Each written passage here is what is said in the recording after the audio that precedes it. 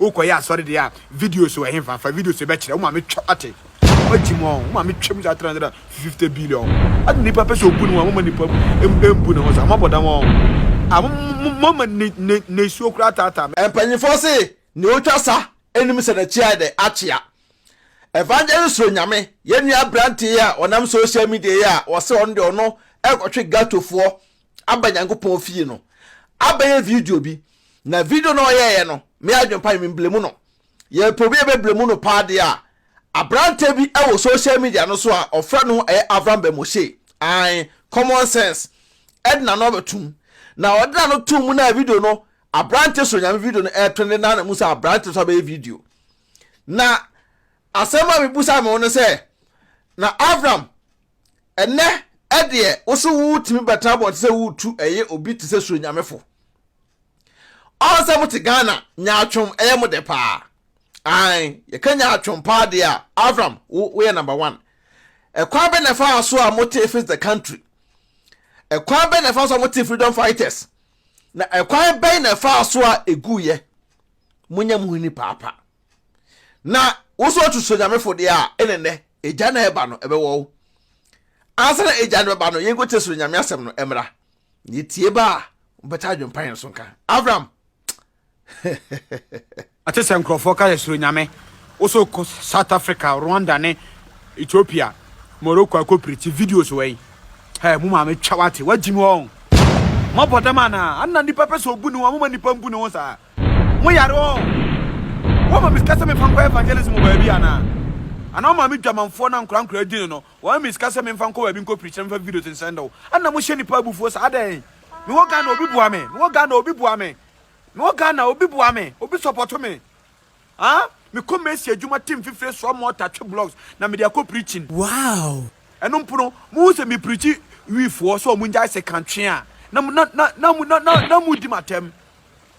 me ko get ko preach boys so mu nja so mo se kan won crofo esumu a na mu di matem sa na me yesa me ko get ko preach se nkofo nja wi nom tramo no na mu buafu me nya mo boni bia me meda da obi angine sika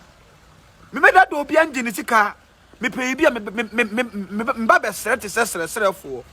nka metimi di nyame di na da me so na bagigi sika ma me pay bia me pese me be sere serefo na firi okon mo di ma me eno pom di matem sa me ka se me peka e ko 1 year nie afre manya 126 million me ka se me peka e ko 1 year afre manya 126 million eno po chateau na ma me 100 million ena da bank bi wo Ghana mo support me mo boa me koko foridua ko preach 200 Ghana ntimi mfidie gu abontrema esuo bu no 1 week busa ko foridua 200 Ghana me do fa mfidie na free ko foridua kogu ba bi egu no mfidie no gu wo man suo bu no star 1 week me commencing ko so amota te concrete twe blocks ansa na menye sika ko fa me mfidie free onom mo support me na me dimiti adom mata mama mbumfu anopa idia mo ya saade na social media mo me ho mete adan watu kan ko social South Africa Rwanda ne Ethiopia ukoya sorry dia videos we him fa videos be kire wo me twate wajimo wo me twem za 350 billion ade nipa pese obu no mo nipa embu no so amaboda mo mo ne su okura tata me dia no me rekura wo yenya dimrika akotie ensem yenua brante Suro nyame edaboto abonten na Suro nyame ensem na wo ka no wotim se ensem ne ensem bia Suro nyame na ngasa no ono no gato boy ena oba abonten se ofri gato num na ode no besiwo asati example na true example na wasatinim no na ko timi afaso ayede akotwe gato fo na ayede abeka nyankopon na obaye no yenya obi atise abrante ya ofra no Avraham Ben moshe sa common sense family Avraham wo to ene sa oba betu Suro nyamefo tam na Suro nyame ebaye no Avraham wan kasa na wo ye dai ututu na ase ehunu de we a nyankopon epega abrante no ena udrimika ena ko se abrante na ngotom ena wo ofutu boni adema Suro nyame no eno ene Suro nyame ne Avraham nyansa friend nyansa wo se wo ofra common sense family no Avraham uba social media no so no why na betu de na asset example ani parliament be jina bonta be odin say wo afutu adema no na aboa no amara be do sam pempen so we o say nya atwum we sa de enti na wa Avraham ya na wo ya ade a ma ba no baba fa ya wo no mental ba say nya atwum we na Avraham ya na obi peja o media no so a na why wadwene say o pese odun ko hye nipa no because of say o ba ye no Avraham uba use Bible eba use Quran nkramofo ede na ye nwanam nkramofo asoli gina wo so omsoli gina wo so no na adrimika ona ase ha sa confirm na odwane ye na unu say eba na sabio Christianity na a Christopher mu a omo ye soft omo ye de omo amre pa anu ntinu ubejai nkramofo de na to apa ma chew na eba no nyame sum de Bible ne de ompa chew eno ene wo Avraham Ben moshe wo ne add to because a Christopher no so hu say we nya atwom adentina nkramofo sole wo so de usuro sa bisika ntwen usuro mojatwa ena wo ja no to wo na still na no upolicy nkramofo de no ena wo di ebi ene jonso ebegu Bible no so ebi ene ne suro nyame wo ye yo temi adwempa no so nyame ne memblemu no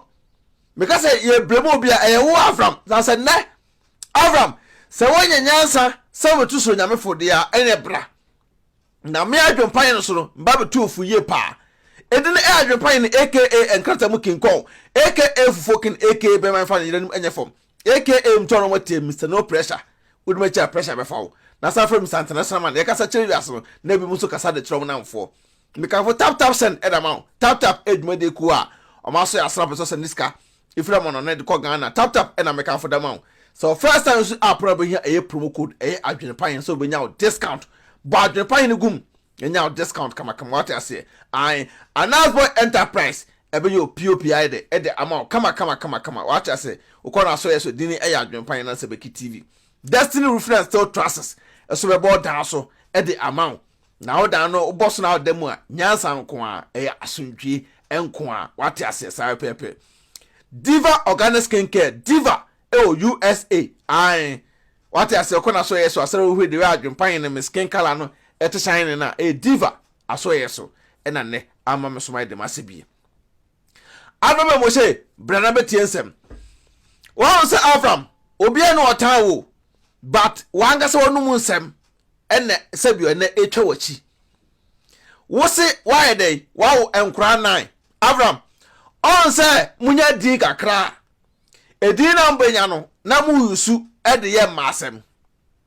Avraham nanka wo ensem na de starten ka boko fa pa o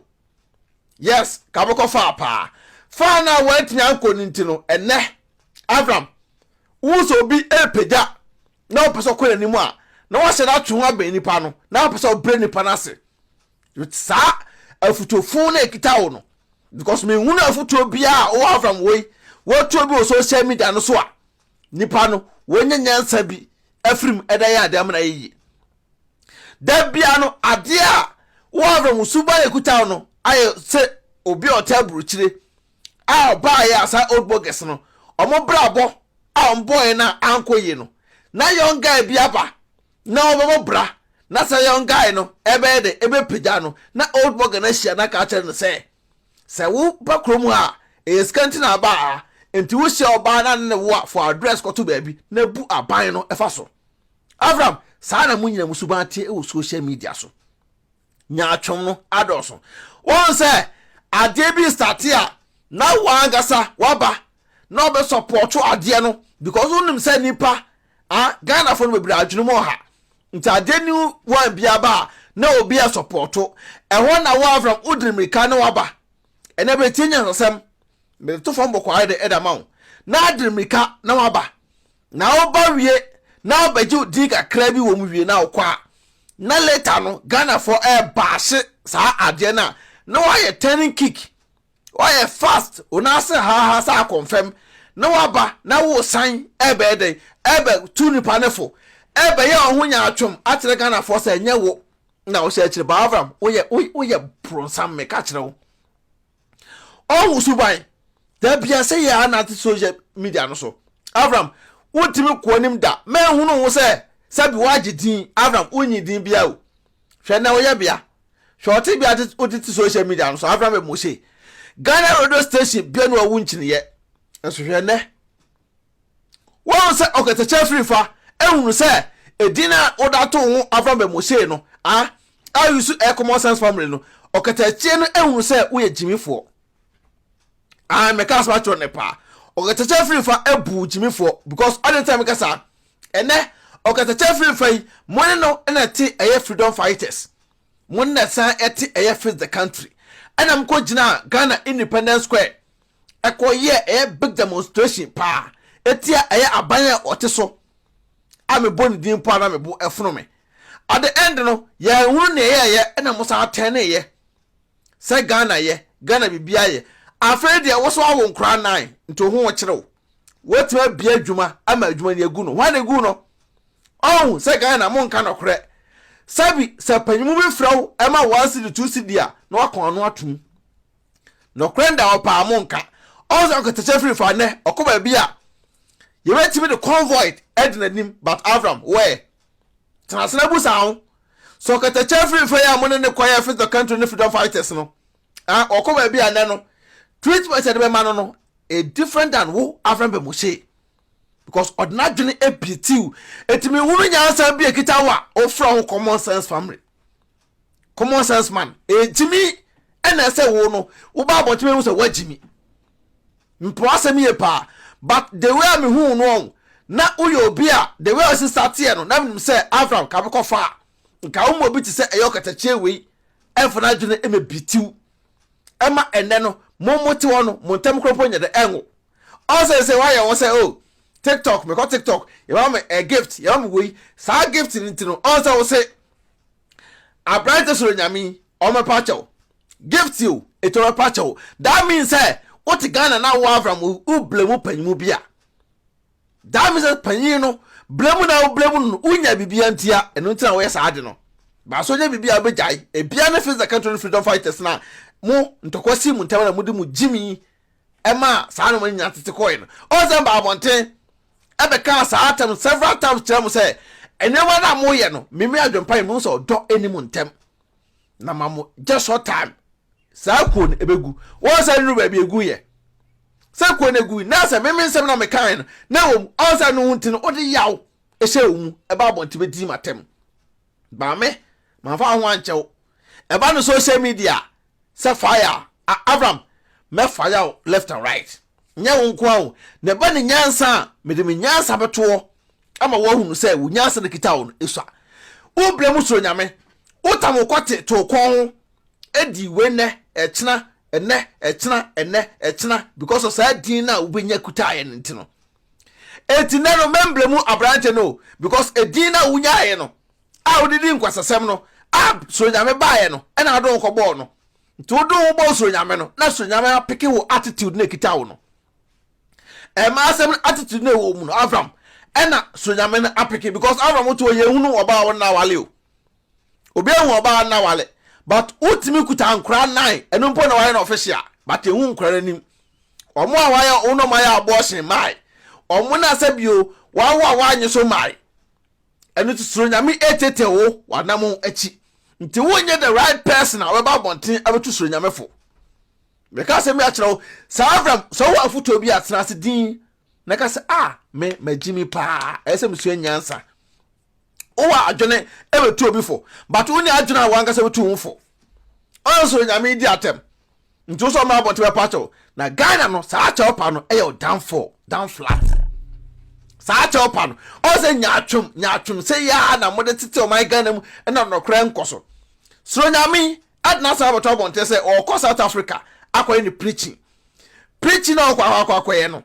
ono no pa che se obi an support no nto no obi ani sabio nkuta hodie se wo sanim video ana ebia nipa ni mpo na ono akoma ni Suro nyame no se wo sanim video no nipa na timi nya de contribute da o mare 1 cent da o mare 50 pesos da nti adenta nipa no etimi ko kwakete Suro nyame se fa video e che se wo ko ba bi se ko preach be kire me nipa ne man ska o ba nipa ne command no obi o man ska no en command no but wo Avraham yi wa beta bonte soro nyame mra bonte me pastor soro nyame me ka sem da kyerɛw me we rasta te say me am te but wo de no fake wa bo that runs now soro nyame no aye na se ka to obu ase na wa wo ye ne woman natural one na ka be sa adwumpan di but wo de no wa bo nti no problem soro nyame ye extra careful on say wo ba no me ba bonte otu fumre bi but one tie na nim so Avraham we odo wo me na me na ma na Avraham ba oboa oba wo twam sa ado Avraham be mo ne say wo twam sa ado nto de sa ado na wo twam no e be tataw nto nim say wo ba ne abaye so wo ye no godfather sa na say onu da fo ba gidi so na tete o Avraham adwe da ntrim na so be wo so na so nyame kra Avraham na de ne bai nyatum abrabo nyatum life na wo Avraham otu social media so na obo ene wo ne edeba de pa na Avraham what me achieve o social media so wotimi abakira me adwempan say ba social media nyina no common sense family ametiye nyanse kita me no yeyi atwadie eto nchen a de na timi achieve ye ade beta chem say wadi twa awo muma eni bia yegu apart from that Avraham unya japade biada unya japade bia o awo timi achieve o social media so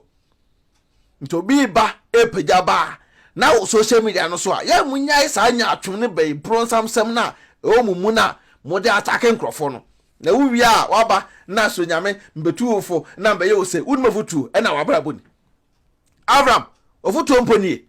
ena wabra boni fatu ankasa wofo na wankasa no sabio ohia futu pa because ohu awe na achen